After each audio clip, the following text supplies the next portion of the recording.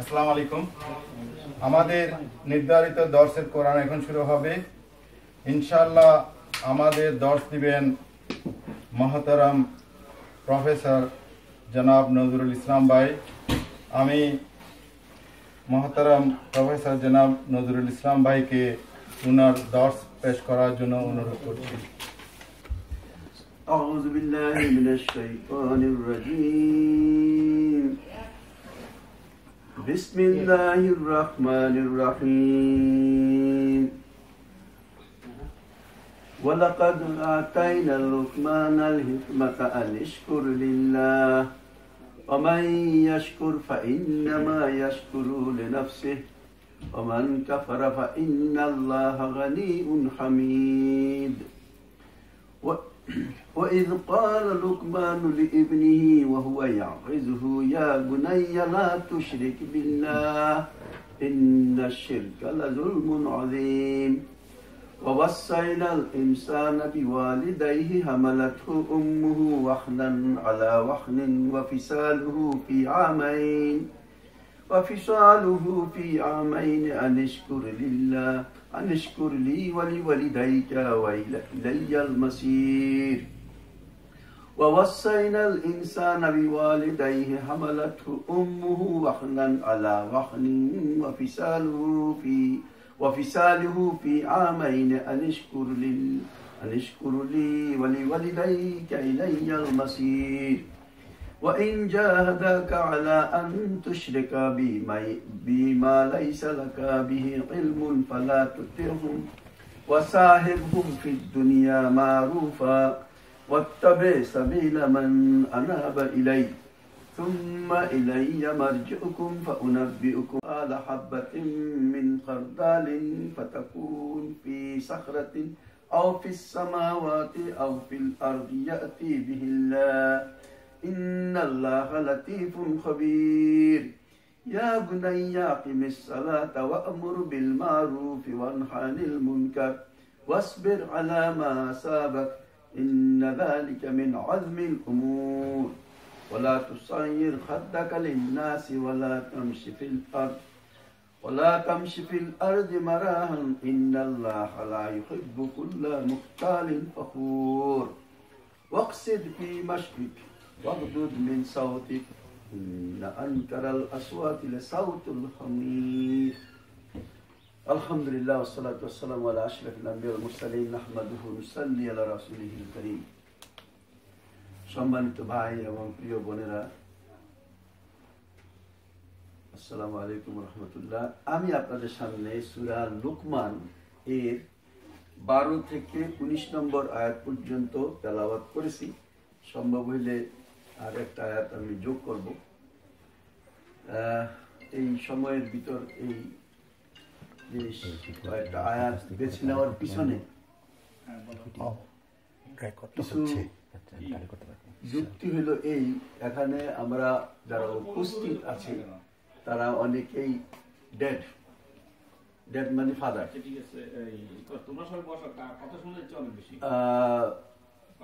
বাপ হিসাবে সন্তানের প্রতি কি দায়িত্ব, কি রেসপন্সিবিলিটি, অথবা হাতে ধরেন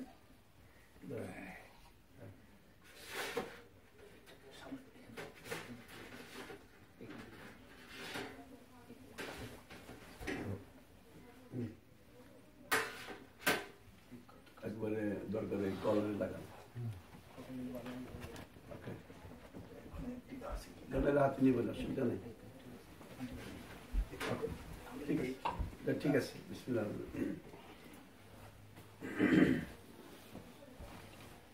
ঠিক আছে, না হইলেও ওরা বলবে ওরা বলার সবসময় সুযোগ আসে না।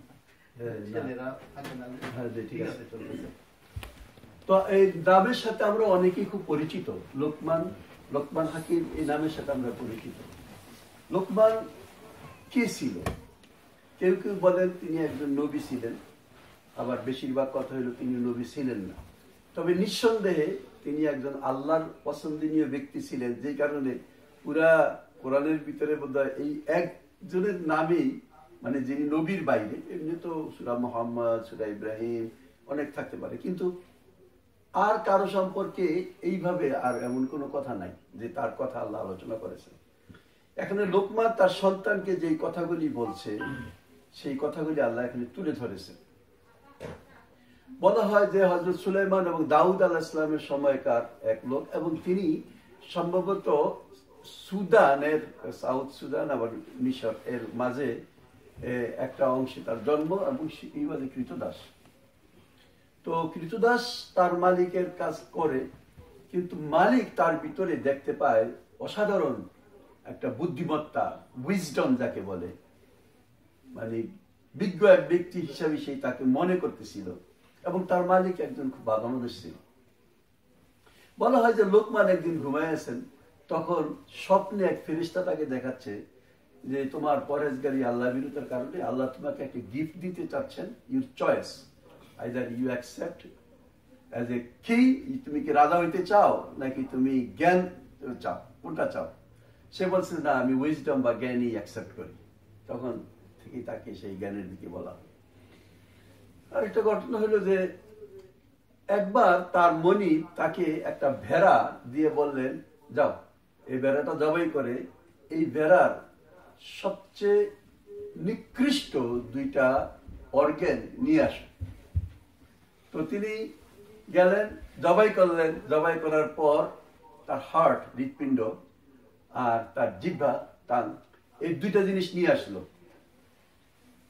হার্ট আর হৃৎপিণ্ড, এই 2টা জিনিস নিয়ে আসলো। এখন সে চিন্তা করলো যে এই 2টা জিনিসই কি মানে সবচেয়ে নিকৃষ্ট জিনিস। তার একটু সন্দেহ হইল, এবং মনে করতে লোকমান কিছু একটা বলতে চায়, কিন্তু কৃতদাসের সামনে তো রাজা মানে মালিক মনি ছোট হইতে পারে না। কিছুদিন পর আবার আরেকটা সে বললো যে দাও একটা ভেড়া জবাই করে, প্রথমে তো নিকৃষ্ট 2টা জিনিস নিয়ে আসছো, এইটা শ্রেষ্ঠ ওর 2টা জিনিস নিয়ে আসো। এইবারও সে একই জিনিস নিয়ে আসলো, হৃৎপিণ্ড নিয়ে আসলো, হার্ট নিয়ে আসলো, আর টান নিয়ে আসলো, 2টা জিনিস। এখন তার মনিব তাকে জিজ্ঞাসা করে, এটা কেমন কথা, তুমি যখন আমি বললাম নিকৃষ্ট 2টা জিনিস নিয়ে আসো তখন যে জিনিস নিয়ে আসলা, উৎকৃষ্ট 2টা জিনিস নিয়ে আসো তখনও তুমি সেই জিনিস নিয়ে আসলা, হোয়াট ডাজ ইট মিন? তো সেখানে সে বললো যে হ্যাঁ, এই 2টা জিনিসই এরকম যে তোমার চিন্তা ভাবনা, হার্ট এবং মুখের কথা সারা দুনিয়া জয় করে ফেলতে পারে, sweetest part of a body, right?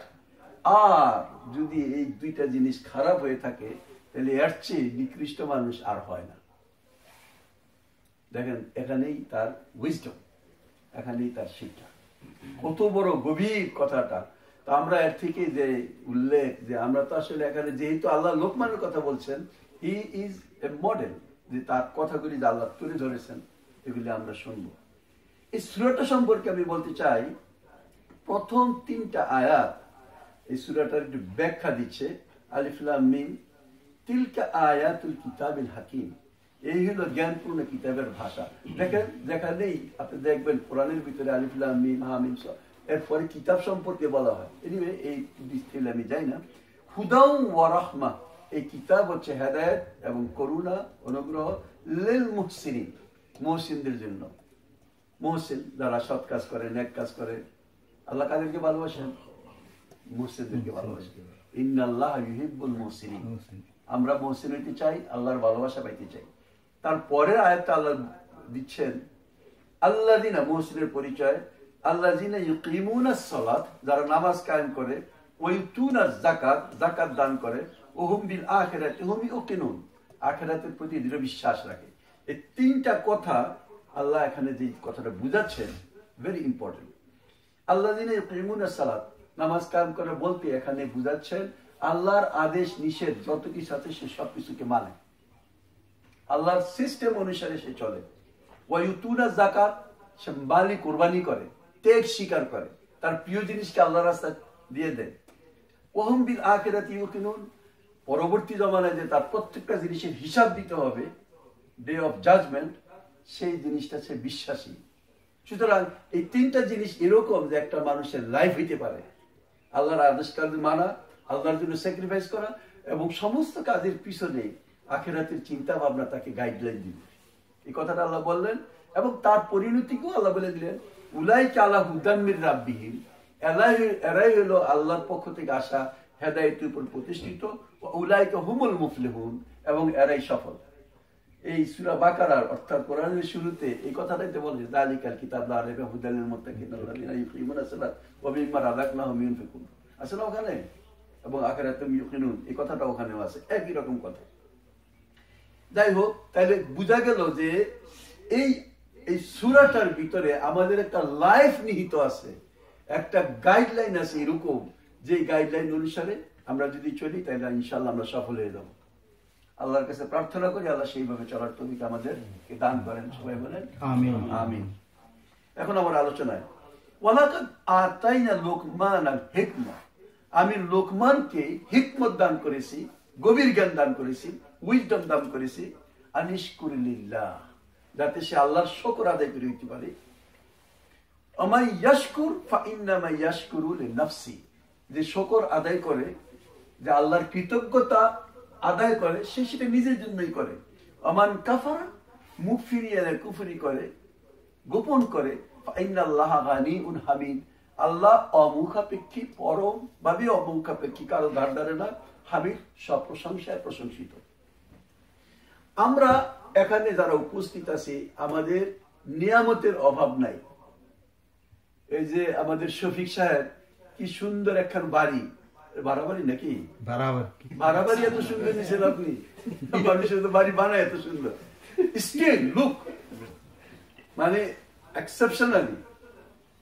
এইটার ভিতরে চারিদিকে নিয়ামতের অভাব নাই। আমি ইভেন টয়লেটে যাওয়ার পর এত সুন্দর করে ওযু করে, এরপরে ওখানে ময়েশ্চারাইজার আছে, তাও মাইকে টিকটক করে হাত একটু টানাটানি করতেছিল, রিল্যাক্স বলে আসলাম। আমাকে আল্লাহ শুকর আদায় করতে হবে, কারণ আল্লাহ তো দিচ্ছেন। আল্লাহ বলছেন লা ইন শাকারতুম লা আযীদান্নাকুম, যদি আবার শুকর আদায় করো আমি তোমাকে আরো দিব। ওয়া ইন কাফারতুম, আর যদি মুখ ফিরে নাও, ইন্না আযাবি লাশাদীদ, আমার আযাব বড় কঠিন। তার মানে কি বলতেছে? আযানা রাব্বুকুম, আল্লাহর ডিক্লারেশন এটা। প্রতিটা জিনিসেই মুমিন ব্যক্তি মনে করে যে আমার এই জিনিসটা লিগ্যাল রাইট না পাওয়ার, আমাকে আল্লাহ দিচ্ছেন বলে আমি এটা পাইছি। উনি যদি মনে করেন এইগুলি আমার কষ্টের পয়সা, কাতারে থেকে পয়সা কামাই করে আসছি, আপনার মতো বহু মানুষ কাতারে পড়ে রয়েছে রাস্তাঘাটে, বাংলাদেশি মানুষ, কিন্তু তাদের তো এরকম সুযোগ সুবিধা নেই। তাহলে এজ এন এক্সাম্পল বলি, আপনি মাইন্ড করেন না, ঠিক আছে? তাইলে আপনি সেই জিনিসটার শুকর আদায় করবেন যাতে আল্লাহ আপনাকে আরো দেয়। সেই জিনিসটা কি? আজকে এই ঘরটার ভিতরে এখানে খুব সুন্দর ভাবে আপনারা বসে কোরআন আলোচনা শুনতেছেন, ইচ্ছা করলে এখানে একটা গানের পার্টি করতে পারতেন। তাইলে আপনি আল্লাহর অকৃতজ্ঞ বান্দা হইতেন, যে আমি তোকে কি এই জন্য দিলাম যে তুই সেখানে আমার বিপরীত যে চিন্তা ভাবনা সেখানে প্রকাশ করবি, সেটা হয়ে গেল অকৃতজ্ঞতা। কিন্তু তার বিপরীত আপনি এখানে এই লোকদেরকে কোত্থেকে ডেকে নিয়ে আসছেন। এই যে প্রফেসর সাহেব আসে সেই কোথায় মন্টগোমারি আলাবামা, ওই যে প্রফেসর সাহেব আসতেন সেই গাড়ি, ওই বুড়া বয়সে ড্রাইভ করে সকল ফজরের পরে একটু ঘুমানোর কথা নিয়ে আসছেন। ডক্টর মোর্শেদ সাহেব, উনিও, আমরাও এবং আপনারাও তালসা। It is a simple thing. এইটা হলো আল্লাহ শুকর আদায় করা। আল্লাহ যে এনার্জি দিচ্ছেন, আল্লাহ যে এই মুহূর্তে আপনাকে হাসপাতালে রাখে নাই, আল্লাহ যে আপনাকে চলতে দিচ্ছেন, তার কৃতজ্ঞতা হলো যে আল্লাহর একটা ডাকে আপনারা এখানে সাড়া দিচ্ছেন। কত কিছুই না আমরা লাইন, মানে আল্লাহ বলতেছেন যদি তুমি যদি চাও আল্লাহর এই নিয়ামতকে গণে শেষ করতে পারবা না। আমি এই আয়াতের ব্যাখ্যায় আর যাব না, তবে এটা মনে রেখেন যে আল্লাহ রাব্বুল আলামিন কুলু ওয়াশরাবু ওয়াশকুরু লিল্লাহ, খাও পান করো, ওয়ালা তুসরিফু, অপচয় করো না। আল্লাহ চান যে আপনি সেগুলিকে ভোগ করেন। কে বলেছে যে এগুলো আপনার জন্য হারাম? সব আপনার জন্য জায়েজ, কিন্তু আপনাকে একটি সিস্টেমের ভিতরে আসতে হবে, সেই অনুসারে যে জিনিসটা কাজ করতে হবে। এই জন্যই যে কোয়ালিটি, যেই জিনিস আল্লাহ আমাদেরকে দান করেছেন, সেই জিনিস আমাদেরকে আল্লাহর জন্য আল্লাহর পথে ব্যবহার করার পর এটাই হয় যে সেই জিনিসের শুকর আদায় করা। এবং আপনি দেখবেন যে প্রতিটা জিনিসেরই, আপনার গাড়ি, আপনার বাড়ি, আপনার ছেলে মেয়ে, স্ত্রী পুত্র, এভরিথিং, এটা আল্লাহর দেওয়া নিয়ামত। এইটা মনটাকে ছোট করবে যে আল্লাহ তুমি আমার রব, তুমি আমাকে দিয়েছো, সেই জন্য আমি পাইছি, আমি তোমার শুকর আদায় করি। আর তিনি যখন এই কথা বলছেন লা ইন শাকারতুম লা আযীদান্নাকুম, যদি আমার শুকর আদায় করো তাহলে আমি তোমাকে আরো দিব, আরো দিব, আরো দিব। তাহলে অসুবিধা কি? আলহামদুলিল্লাহ। এর পরের আয়াত আল্লাহ বলতেছে যে তোমাকে সময় সংক্ষিপ্ত করতে হবে। ওয়াইজ ক্বালা লুকমান লিইবনিহি, স্মরণ করো লোকমান তার ছেলেকে যে কথাটা বলেছিল। কোন অবস্থায় বলছিল? ওয়াহুয়া ইয়াইজুহু, যখন সে তাকে ওয়াজ করতেছিল, উপদেশ দিচ্ছিল। লোকমান কি বলছে যখন সে তার সন্তানকে উপদেশ দিচ্ছে? সে কথাটা কি বলছে? ইয়া বুনাইয়া, হে আমার সন্তান, হে আমার বাবা, হে আমার, মানে এই বুনাইয়া শব্দটা আপনারা যেইভাবে নিজের আদরের সন্তানকে ডাকেন, আদর করে যে ডাকেন, সেই ডাকটাই এখানে, তাই না? আমাদের নেচার কি, যখন আমরা ভালোবাসি, আপনার স্ত্রী যখন আপনার ছেলের রেজাল্ট কার্ডটা নিয়ে আসছে যে সব বিষয়ে এ প্লাস, তখন হাজবেন্ডের কাছে বলে দেখো আমার ছেলে কি রেজাল্ট নিয়ে আসছে। আর দেখা যায় 2-3টা বিষয়ে ফেল আছে, কয় দেখো তোমার ছেলে কি নিয়ে আসছে। ওই একই ছেলে, ওই একই মা, বলে না? বলে তো। কখন বলে ইয়া বন্যা ও আমার ছেলে, যখন তার সাথে তার একটা মহব্বত, ভালোবাসা, এটা এরকম একটা জিনিস যাদের সন্তান আছে তারা জানে, নিজে মুখে না দিয়ে তাকে খাওয়ায়, নিজে কষ্ট করে, কিন্তু ছেলেটা কষ্ট না করুক, লেখাপড়াটা ঠিকঠাক করুক। এবং কানা হিসেবের ভিতরে অনেকে শেষ পর্যন্ত দেখায় রেজাল্ট যাতে ভালো হয় তার জন্য টিচার রাখা, এনিথিং উই আর ডুইং। মানে সন্তান আমাদের, it is nothing but the part of our body, তাই না? এই সন্তান মানে দুনিয়াতে যদি আমার কেউ মঙ্গল চায়, তা আমার বাপের চেয়ে বেশি কোনো পুরুষ আমার কল্যাণ চাইতে পারে না, এটা আমি বিশ্বাস করি না। অনেকেরই অনেক স্বার্থ জড়িত থাকে, কিন্তু আমার প্রতি বা সন্তানের প্রতি বাপের যে রিলেশন, এর চেয়ে বড় রিলেশন হইতে পারে না। এটা হলো বাস্তব কথা। ইমোশনালি একটু এদিক সেদিক হইতে পারে, নো, বাট কিন্তু বাবা এরকম এক সম্পদ, যেই বাবা সব সময় তার সন্তানের জন্য কত কিছু করে। আল্লাহ এই কথাটা এখানে নিয়ে আসছেন, ইয়া বুনাইয়া, এই সন্তানকে প্রথম তিনি যে নির্দেশ দিচ্ছেন সেটা কি? সবচেয়ে বড় লা তুশরিক বিল্লাহ, আল্লাহর সাথে শরীক করো না।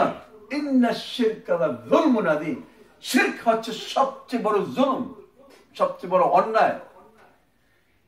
আমরা এখানে যারা বাপ আছি, কয়দিন কোন বাবা তার সন্তানকে দুনিয়ার বুকে শিরক থেকে বাঁচার জন্য চেষ্টা করেছি? আমরা তাদেরকে দুনিয়ার বুকে প্রতিষ্ঠিত হওয়ার জন্য অনেক টাকা পয়সা খরচ করি।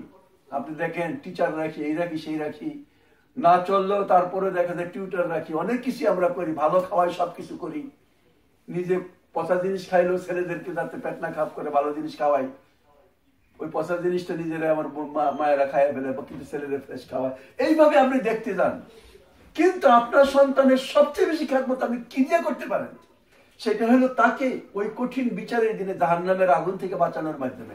এর চেয়ে বড় স্যাক্রিফাইস, মানে এর চেয়ে বড় গিফট কোন বাপ আর তার সন্তানকে এর চেয়ে বড় গিফট দিতে পারে না। তাহলে সেই ক্ষেত্রে বলতেছেন, ইয়া বুনাইয়া, হে আমার সন্তান, লা তুশরিক বিল্লাহ, আল্লাহর সাথে শিরক করো না। ইন্নাশ শিরকা লাযুলমুন আযীম, শিরক এমন একটা পাপ যা কখনো তওবা ছাড়া মাফ হবে না। শিরক ছাড়া যে কোনো পাপ আল্লাহ মাফ করে দিতে পারেন। আপনার একটা ইন্নাল হাসানা ইউযহিবনা সাইয়্যা, যে কোনো কল্যাণ কাজ, খারাপ কাজকে মিটাই দিতে পারে, বাট নট শিরক, বাট নট শিরক। আপনি শিরক তওবা ছাড়া কোনোভাবে মাফ হওয়ার কোনো সুযোগ নেই। এবং শিরকের চেয়ে বড় গুনাহ আল্লাহ সহ্য করেন না। আল্লাহ এখানে ইন্নাশ শিরকা লাযুলমুন আযীম, শিরক হচ্ছে সবচেয়ে বড় গুনাহ। আল্লাহর সাথে শিরক, আল্লাহর সাথে শিরক বিভিন্ন ভাবে হয়।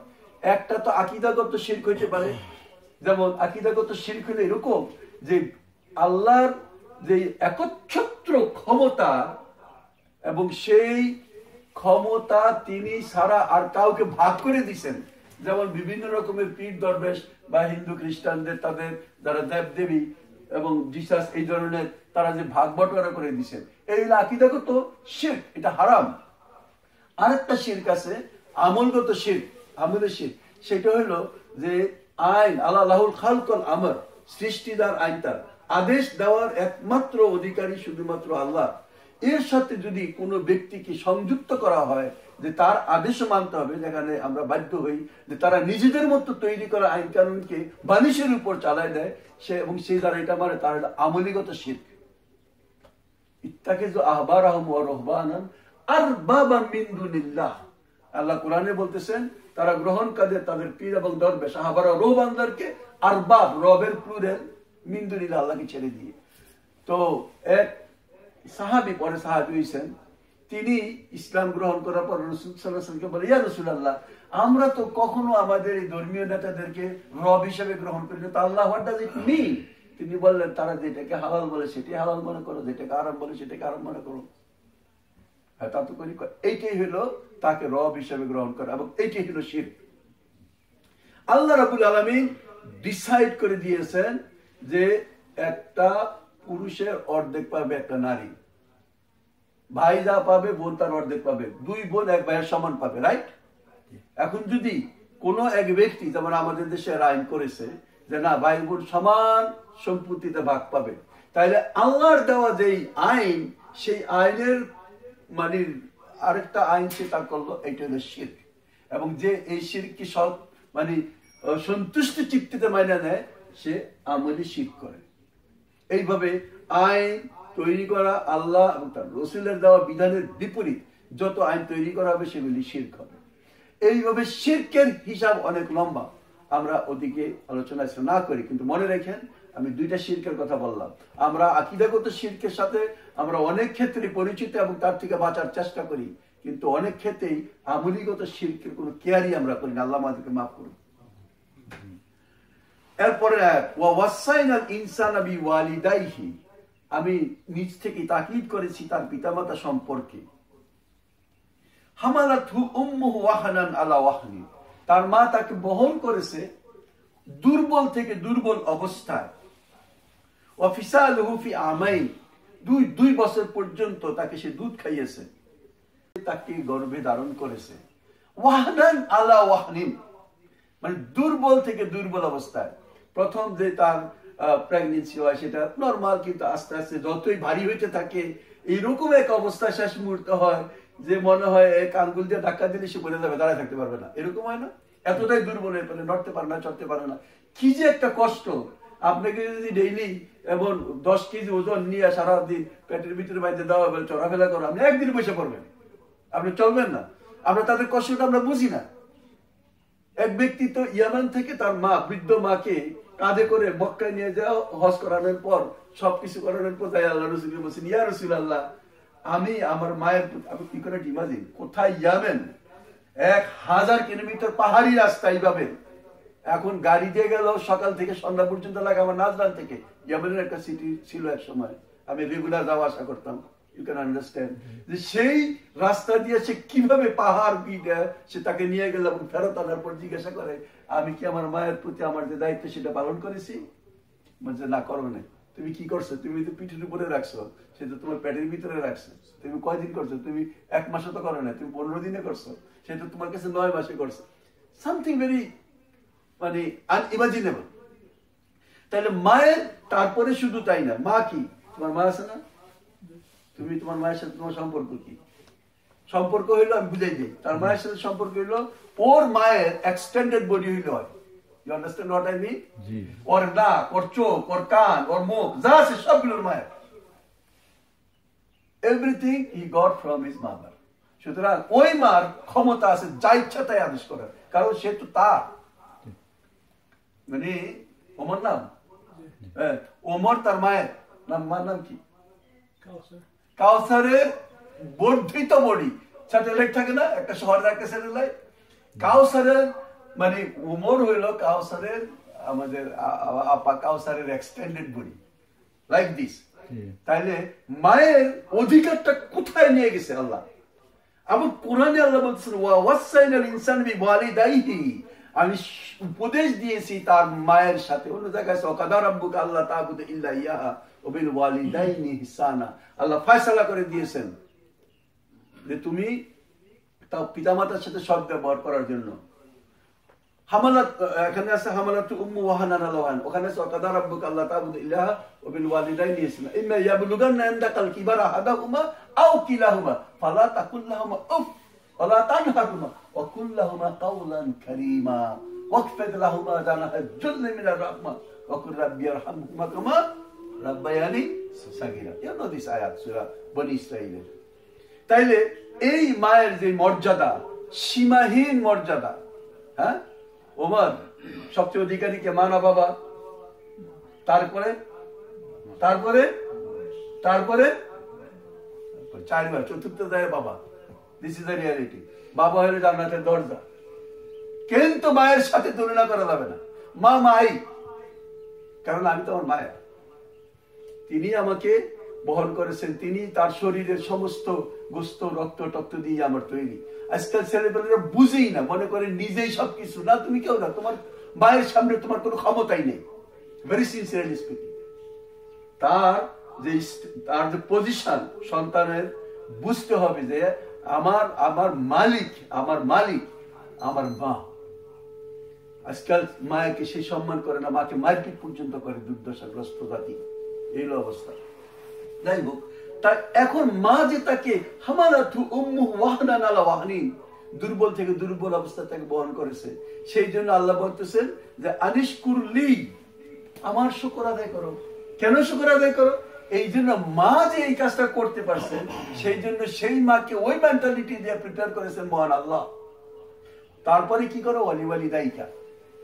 মা ছোট একটা বাচ্চা খাবে, এমন সময় পাশ করে দিল পায়খানা করে, সে কি খাওয়ার সময় দিয়েছে ঢিল দিয়ে ফেলাই দিয়ে থাকে না, সামনেই দরকার হয় একটু ওই আসেই, তারপরে কোলে নিয়ে খাইতেছে, কিছু করতেছে।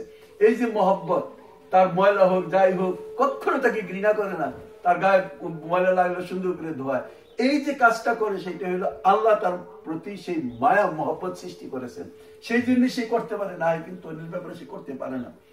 ওয়াবিল ওয়ালিদাই ইহসান বলতেছেন আনিশকুরলি ওয়ালি ওয়ালিদাইয়া ইলাইয়াল মাসির। সুতরাং তোমরা সেই মায়ের শুকর আদায় করো, আল্লাহর শুকর আদায় করো, আল্লাহর শুকর আদায় করো এবং তোমার মায়ের প্রতি তোমার দায়িত্ব পালন করো। ইলাইয়াল মাসির, মনে রেখো তোমাদেরকে সে আল্লাহর কাছে ফিরে আসতে হবে। তারপরে কথাটা শোনেন, দুইটা তিনটা আয়াতের আমি ব্যাখ্যাই করবো, শুধু একটা আয়াত।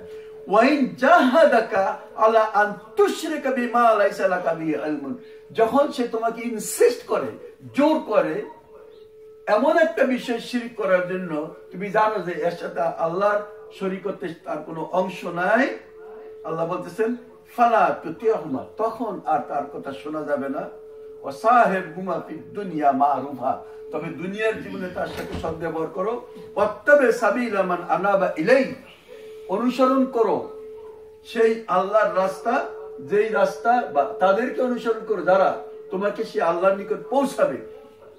ইলাই সুম্মা ইলা মারজিউকুম, অতঃপর ফিরে আসবে আল্লাহর দিকে। উনাব্বিউকুম বিমা কুনতুম তা'মালুন, তিনি জানিয়ে দিবেন তোমরা কে কি করতেছিলে। এখানে একটা বিশেষ ঘটনা আছে। হামনা বিনত আবু সুফিয়ান, মানে তার সুফিয়ানের ভাতিজি, সে তার সন্তান ছেলে যখন ইসলাম গ্রহণ করলো, তার ছেলেটার নাম আমি এই মুহূর্তে ভুলে গেছি,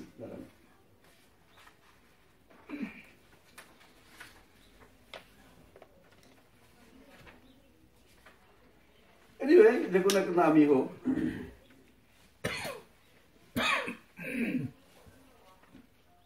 সাদ ইবনে আবি ওয়াক্কাস।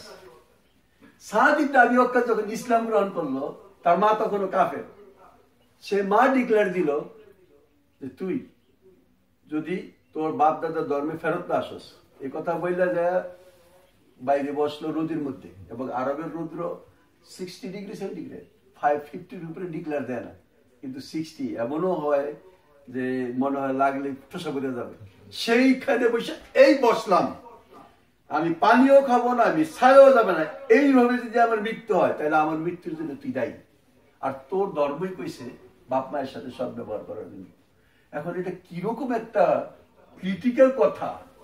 তিনি একটু বেহুশ হয়ে গেলেন যে আমি কোনটা কইরে আল্লাহর আদেশকে মানতেছি, আমি কি আমার মায়ের কথা শুনবো? এই কথা বলতে আমি আমার ধর্মে ফেরত যাব, নাকি মা এইভাবে মারা যাবে এবং তার জন্য আবার আমাকে আল্লাহ পাকড়াও করবেন? এটা খুব ক্রিটিক্যাল একটা সিচুয়েশন সেখানে। তো এই পরিস্থিতিতে তিনি এখন রাসূল সাল্লাল্লাহু আলাইহি ওয়াসাল্লামের কাছে আসছেন। আল্লাহ বলতেছেন যে মায়ের এত বড় মর্যাদা, কিন্তু সেই মা যদি ওয়াইন জাহাদাকা আলা আন তুশরিকা, যদি তোমার মাই তোমাকে নির্দেশ দেয় শিরক করার জন্য, মা লাইসা লাকা বিহি ইলমুন, এই ব্যাপারে তোমার কোনো মানে ইলম নাই যে সে আল্লাহর সাথে তার সম্পর্ক আছে, এটা আমরা জানি কারোই নাই, ফালা তুতিউমা, নো ইউ ক্যানট লিসেন হার। ওই ক্ষেত্রে কোন ব্যক্তি, খালি মাকে দিয়ে যদি বলা হয়, দুনিয়ার কোন ব্যক্তি, মানে যেই ব্যক্তি সৃষ্টিকর্তাকে অখুশি করে, কোন সৃষ্টিজীবকে সন্তুষ্ট করে, তার জন্য জাহান্নাম অনিবার্য হয়ে গেল। মায়ের চাপন কেউ নেই, কথা তো আমরা বললাম। সেই মা যখন আল্লাহর প্রতি অন্তর হয়ে দাঁড়ায়, তখন আর তার কথা শোনা যাবে না, বা শেষ। ইলাইয়া মারজিউকুম, কেননা আমাদেরকে তো সে আল্লাহর কাছে ফিরে আসতে হবে। আল্লাহ একটা লিমিট দিচ্ছেন, সেই লিমিট যদি মাও এক্সিড করেন, নো। আমার মা যদি আমাকে হারাম কাজে লিপ্ত করতে চায়, আমার মা যদি এরকম কিছু কাজ আমাকে করে যেটার ভিতরে শিরক হয়ে যায়, তখন সেই মাকে শোনার কোনো রাইট বা মায়ের ডিমান্ড করে না যে আমি তারপরও তার কথা অনুসারে আমি এই দিন থেকে ফিরে যাবো।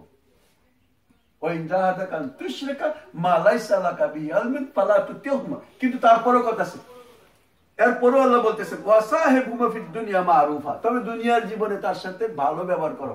ওই হামরা বিনতে আবু সুফিয়ান মুসলমান হয়নি ঠিক, এর অর্থ এই না মুসলমান হয়ে যাবে তাকে খাবার দিবে না, কাপড় চোপড় দিবে না, না, সবকিছু করবে, তার সমস্ত ব্যবস্থা করবে, তাকে থাকার জায়গা এভরিথিং প্রোভাইড। বাট ধর্মের সাথে, ইসলামের সাথে, আল্লাহর সাথে কম্প্রোমাইজে সে তার সাথে নেই। তারপরেও আমাদের এখানে অনেক ছেলেপেলে ইসলাম গ্রহণ করে, মায়ের সাথে দুর্ব্যবহার করা যাবে না। সেই মা যদি তার ডিপেন্ডেন্ট হয়, পুরো তাকে পালতে হবে তাকে, কারণ আলটিমেটলি আমাদেরকে তো সেই আল্লাহ কাছে ফিরে দিতে হবে। ওয়াসাহিবহুমা ফিদ দুনিয়া মারুফা ওয়াত্তাবি সাবিলা মান আনাবা ইলাই, আর তোমাদেরকে অনুসরণ করতে হবে ওই লোকদের পথ যেই লোকদের চিন্তা ভাবনা আল্লাহ পর্যন্ত পৌঁছে। অর্থাৎ এই যে সমাজে আপনারা আছেন, এই সমাজের ভিতরে আপনারা আজকে যেটা আলোচনা করছেন একটু আগে, আপনাদেরকে পথ খুঁজে বাইর করতে হবে যে কোন পথে আপনারা চলবেন, কাদের সাথে আপনি চলবেন। দুনিয়াতে দল কয়টা? দুইটা। শুনছেন এই যে ডাক্তার সাহেব, দল কয়টা? দুইটা। কেন দুইটা দল? মানে বেহেশত এবং দোজখ, এছাড়া তার কিছু নাই। তাহলে এন্টায়ার হিউম্যানিটিকে আল্লাহ দুই ভাগে ভাগ করবেন। সমস্ত জনগণকে মৃত্যুর আগে প্রত্যেকে কোন দলের অংশ, কোন দলের বাসিন্দা, এটা ডিসাইড করার পরে তার মৃত্যু হবে। সেই দল অনুসারে সেই যাবে। তাহলে এখন আপনি কোন দলে যাবেন তার সমাধান আল্লাহ দিচ্ছেন। ইলাইয়া, আল্লাহ বলতেছেন এখানে যাই সমস্ত লোকজন তোমাকে সেই আল্লাহর কাছে পৌঁছায়, সেই দলে তুমি থাকো, এই কথাটা এখানে বলছে। অত্তাবে, অনুসরণ করো, সাবিলা, ওই রাস্তা, মান আনাবা ইলাই, যারা পৌঁছায় তারা আমার নিকট, সুম্মা ইলা মারজিউকুম, এরপরে মনে রেখো ফিরে আসবে আমার কাছে, ফাউনাব্বিউকুম বিমা কুনতুম তা'মালুন, তোমরা যা করতেছো তখন আমি জানাই দিব। আমাদের সমস্ত অ্যাক্টিভিটি যা আমরা করতেছি অল আর রেকর্ডেড, সব লিপিবদ্ধ হচ্ছে। এবং ওই বিচারের দিনে ধরবে কত? 50,000 বছর। সেই দিন এক সেকেন্ডকে মানে 100 বছর করে আল্লাহ সেদিন আমাদেরকে দেখাই দিবেন। এরপর আল্লাহ বুঝিয়ে দিচ্ছেন, ইয়া বুনাইয়া, হে আমার প্রিয় সন্তান, ইন্নাহা ইন তাকু মিসকাল হাববাতিন মিন খারদালিন, যদি একটা শস্য পরিমাণ, বিন্দু পরিমাণও, একটা শস্য পরিমাণও যদি কিছু একটা জিনিস থাকে, খারদালিন, কোন ফাতাকুনা ফি সাখরাতিন, কোন একটা পাথরের ভিতরে যদি বিন্দু, একটা শস্য পরিমাণ জিনিসও থাকে, সেটার খবরও আল্লাহ রাব্বুল আলামিন জানেন। এটা আল্লাহ বলতেছেন, ইয়া বুনাইয়া আন্না ইন তাকু মিসকাল হাববাতিন মিন খারদালিন ফাতাকুনা ফি সাখরাতিন আও ফিস সামাওয়াত, অথবা আকাশের কোন এক জায়গায়, আও ফিল আরদ, জমিনের ভিতর, ইয়াতি বিহিল্লাহ, আল্লাহ উপস্থিত করবেন। ইন্নাল্লাহা লাতীফুন খাবীর, আল্লাহ সর্ববিষয়ে খবর রাখেন। অর্থাৎ আমরা হয়তো এই মুহূর্তে জানি না যে ওই গাছের নিচে ছোট্ট একটা প্রাণী, যেটা চোখেও দেখা যায় না, কিন্তু আল্লাহর কাছে তার হিসাব আছে, আল্লাহ জানেন। অনেক সময় আপনারা কেউ দেখছেন কিনা, আমাদের দেশে আগে মুরগির ডিম দিয়া সে মুরগি ফুটাইতো, তার ভিতরে ছোট ছোট লাল লাল একরকমের পোকা হয়। You have not seen because you are here. কিন্তু আমরা যারা পুরানো মানুষ, আমরা ছোটবেলায় এরকম দেখছি, খুব ছোট্ট একটা পাখি, এইটা কি হতো, আল্লাহ খাওয়াই বাঁচায় রাখছেন। এবং এইটা যে একটা প্রাণী তিনি সৃষ্টি করেছেন, এবং তার হিসাব দুনিয়ার কোনো মানুষের কাছে নাই, কিন্তু আল্লাহর কাছে আছে। লতীফুন খাবীর, তিনি এত সূক্ষ্মদর্শী, তিনি সবকিছুর হিসাব সেই আল্লাহর কাছে আছে। এইটাই আল্লাহ বলতেছেন। এই জন্যই কোন পাপকে আপনি ছোট মনে করেন না, প্রতিটা পাপ এত জিনিস। আল্লাহ বলতেছেন ওয়াজারু যাহিরাল ইসমি ওয়াল বাতিনা, মনে রাখেন আমি সংক্ষিপ্ত করতেছি, তোমরা ওয়াজারু ছেড়ে দাও যাহিরাল ইসমি ওয়াল বাতিনা, প্রকাশিত এবং অপ্রকাশিত সমস্ত রকমের পাপ থেকে নিজেকে মুক্ত রাখো। ইন্নাল্লাযীনা ইয়াকসিবুনাল ইসম, তারাই এই পাপ কামাই করবে, সাইয়ুজাউনা বিমা কানু ইয়াকতারিফুন, তারা অবশ্যই তাদের এই পাপের শাস্তি পাবে। কখনো কোনো পাপকে ছোট মনে করবেন না, কখনো। পাপকে যদি আপনি নেগলেক্ট করেন, ছোট পাপ কবিরা গুনাহে পরিণত হবে, বড় পাপে পরিণত হবে। আমরা বলি কবিরা গুনাহ, সগীরা গুনাহ। কবিরা গুনাহ, কবিরা গুনার তো লিস্ট 7টা আছেই, কিন্তু এছাড়াও আর বহু কবিরা গুনাহ আছে। But all kabira guna depends your mentality, upon your mentality. How do you turn it? How do you decide it? How do you think about the status of the path? আপনি আল্লাহর একটা মনে করেন যে একটা সুন্দর উদাহরণ দেই, দাড়ি রাখার কথাই বললেন উদাহরণস্বরূপ। আপনি মনে করলেন দাড়ি সুন্দর, রাখলে কি না রাখলে কি, বাস কবিরা গুনাহ হয়ে গেল। আবার যদি মনে করেন হ্যাঁ দাড়ি তো আমার রাখাই উচিত, আল্লাহ সুযোগ দিতে রাখবো, ওকে, নো প্রবলেম, আল্লাহ মাফ করবে। কিন্তু ওইটাকে আপনি নেগলেক্ট করবেন, আন্ডার এস্টিমেট করবেন, তা হবে না।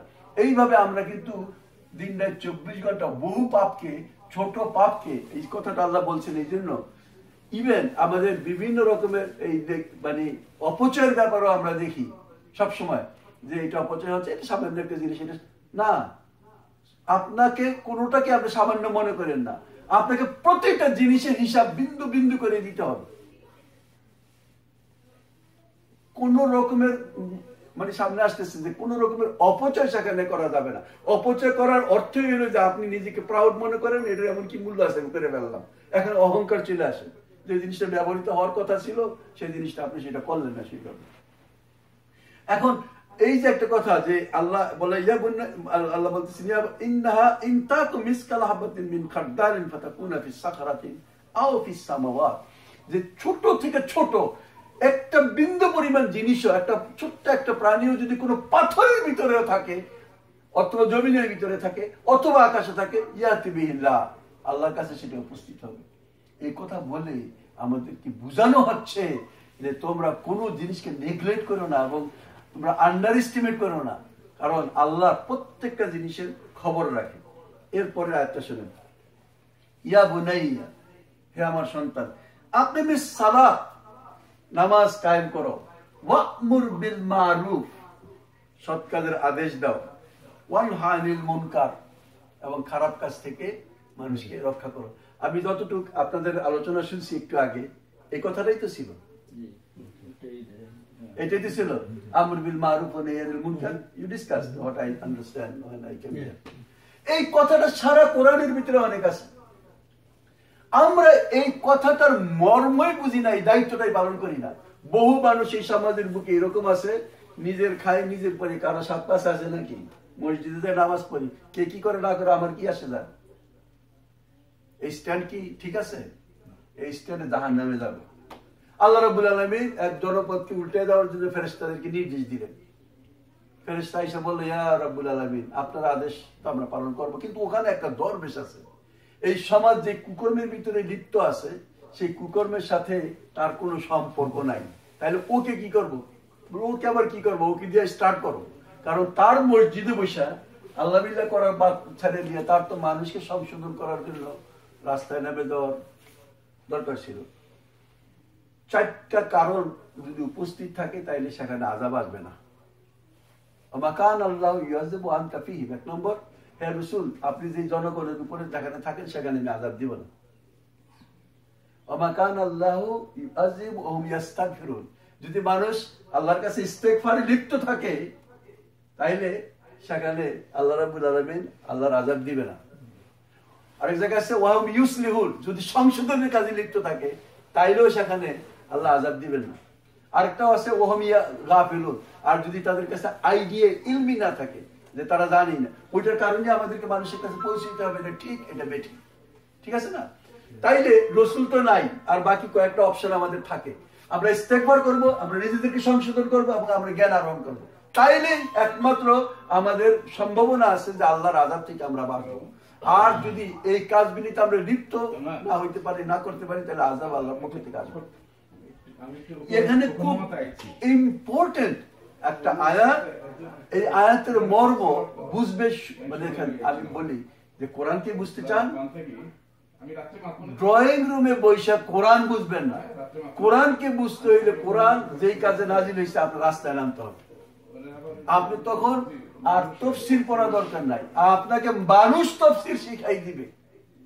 আপনি নিজেই সেই তাফসীর বুঝবেন যে যে কথাগুলি আল্লাহ এখানে বলছেন সেই কথাগুলি কতটা জাস্টিফাইড, কতটা সঠিক আপনি বুঝবেন। আমরা মনে করি মানুষকে তো আমরা ভালো দিকে ডাকি, মানুষকে ডাকি, মানুষ আবার আমাদের সাথে রাগ করবে কেন? কিন্তু আপনি যখন ডাক দিবেন তখন দেখবেন যে মানুষ হলো সবচেয়ে খারাপ চিজ, যে মানে তার জন্য জান্নাতে যাওয়া ততটা কঠিন যতটা কঠিন সুয়ের ছিদ্র দ্বারা ইন্নাল্লাযিনা ইস্তাকবিরু আনহা লা তুফাত্তু আবওয়াবাস সামাওয়াত ওয়ালা ইয়াদখুলুনাল জান্নাতা হাত্তা ইয়ালিজাল জামালু ফি সাম্মিল খিয়াত।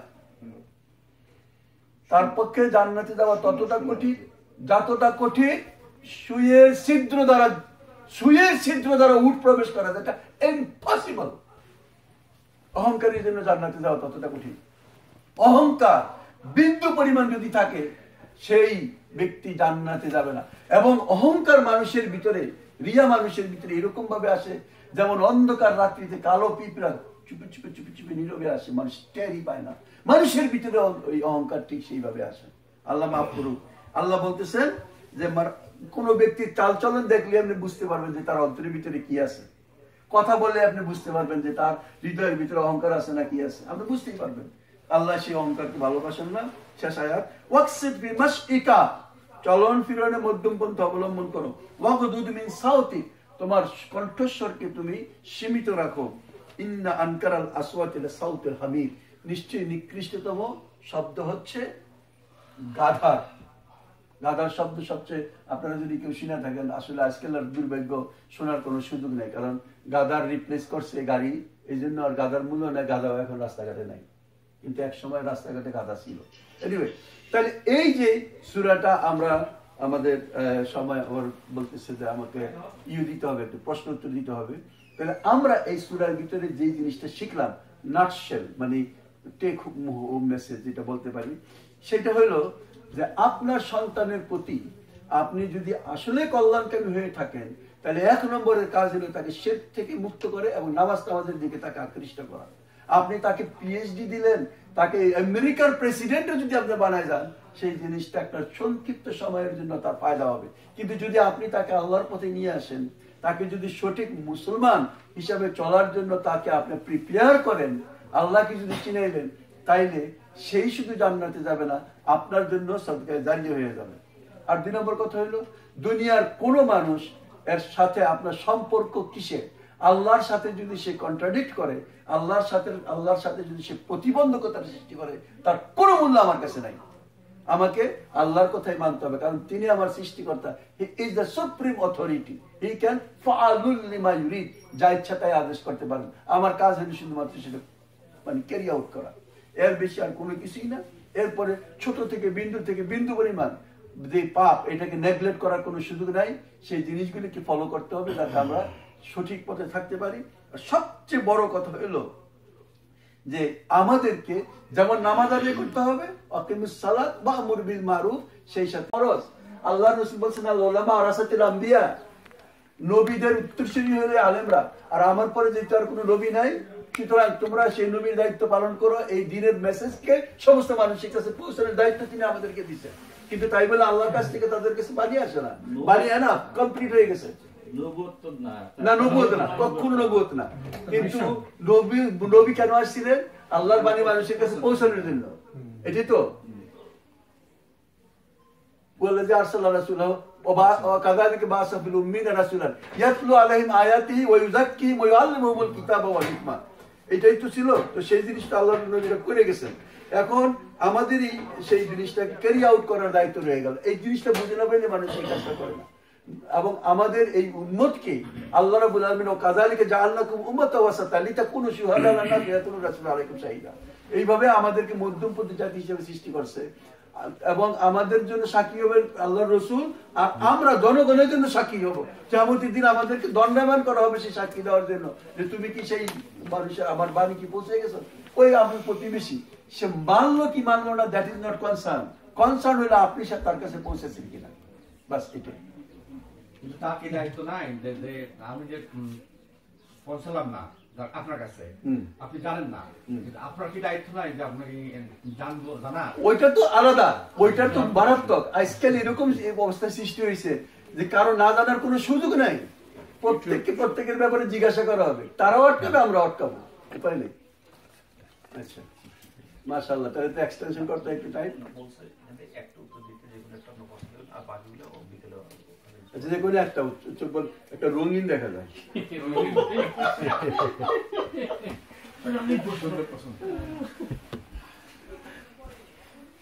বলছে বিধর্মী যদি কেউ খুন হয় সে কি জান্নাতি? ইসলাম ছাড়া কেউ জান্নাতে যাবে না। জান্নাতে যাওয়ার 1 নম্বরের ভিসা হইল লা ইলাহা ইল্লাল্লাহ মুহাম্মাদুর রাসূলুল্লাহ। কিন্তু সেই ব্যক্তি যদি বিধর্মী হয়, আল্লাহ এক রকমের জাহান্নাম সৃষ্টি করে নাই, জাহান্নামের অনেক কোয়ালিটি আছে, 7টা রকমের। তাকে হয়তো অন্যায়ভাবে নিহত হওয়ার কারণে শাস্তি কম দেওয়া হবে, কিন্তু জান্নাতে যাওয়ার জন্য লা ইলাহা ইল্লাল্লাহ মুহাম্মাদুর রাসূলুল্লাহ দরকার। এটা হলো ক্লিয়ার কাট কথা। মুসলমান ছাড়া কেউ বেহেশতে যাবে না, মুসলমান ছাড়া কেউ যাবে না। বিধর্মী বেহেশতে যাওয়ার প্রশ্নই নেই। আল্লাহর রাসূল আসার পর